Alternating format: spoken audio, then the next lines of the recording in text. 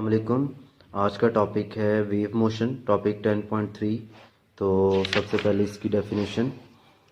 Wave is a disturbance in a medium which cause the particle of the medium to undergo vibratory motion about their mean position equal interval of time. Wave किसी भी medium में एक ऐसे disturbance को कहते हैं जिसकी वजह से मीडियम के जो पार्टिकल्स हैं वो क्या करें, इक्वल इंटरवल ऑफ टाइम में वाइब्रेट करें।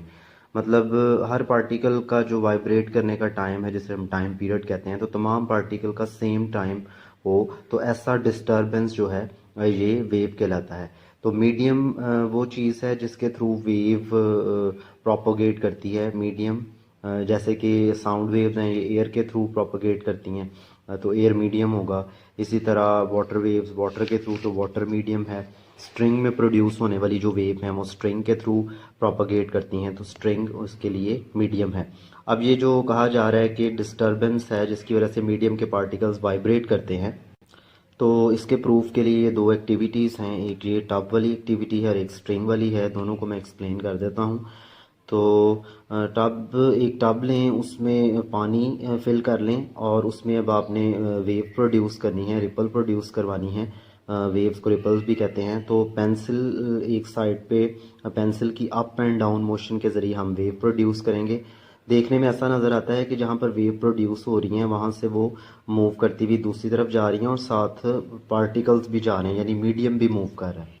जबकि इस चीज़ को चेक करने के लिए अगर हम टब के दूसरे एंड पे एक कॉर्क रख दें और उसकी मोशन का जायज़ा लें कि जब वेव उस तक पहुंचती है तो वो जो कॉर्क है वो क्या करता है, वो किस तरह की मोशन पोजेस करता है, तो हमें आइडिया होगा कि वो उसी तरह की मोशन जो है वो मीडियम के पार्टिकल कर रहे हैं। तो कॉर्क रख कर ये ऑब्ज़र्व किया गया कि कॉर्क जो है वो वेव के पास होने पर सिर्फ अपनी ही जगह पर up and down motion show करता है, वेव के साथ फॉरवर्ड या बैकवर्ड मूव नहीं करता।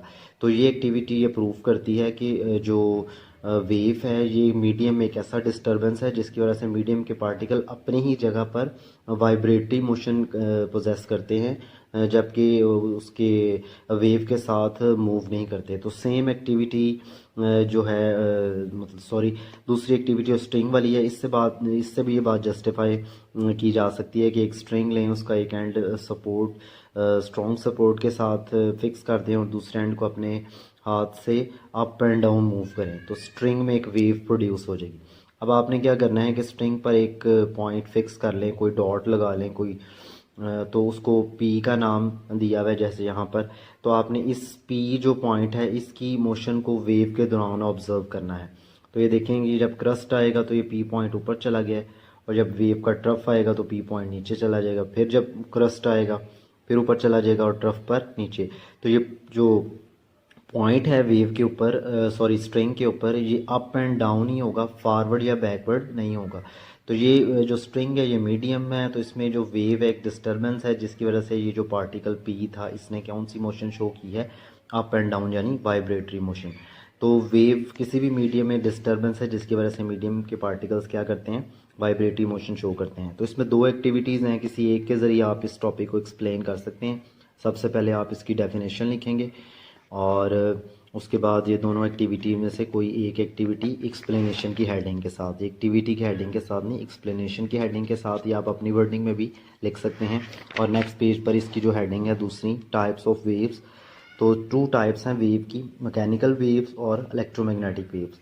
तो मैकेनिकल वेव्स वो होती हैं जिनके लिए मटीरियल मीडियम लाजमी है, उसके बगैर वो प्रोपोगेट नहीं करती।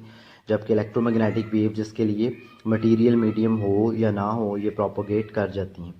तो डेफिनेशन है, wave which required any medium for their propagation is called mechanical, और electromagnetic wave which do not require any medium for their propagation. Propagation mean transfer होना। ये दो अलग से शॉर्ट क्वेश्चंस भी हैं, ये आप डेफिनेशन लिख के साथ इनकी एग्जांपल्स लिखेंगे। तो इसके लिए, इस टॉपिक के लिए जो एक्सरसाइज में क्वेश्चन है वो है question number 10.4। How can you define the term wave. Wave को डिफाइन करना है। Elaborate the difference between mechanical and electromagnetic wave. तो जो दो डेफिनेशन लिखनी है, गिव एग्जांपल ऑफ ईच, और उनकी एग्जांपल देनी है। इसके अलावा जो यहाँ पर एक क्वेश्चन है साइड पे, ये शॉर्ट के लिए इंपॉर्टेंट है। Do mechanical wave pass through the vacuum, mechanical wave जिनके लिए मीडियम रिक्वायर्ड है मटेरियल, उसके बारे में पूछें वो वैक्यूम में से पास कर सकती हैं, तो इसका आंसर है नो।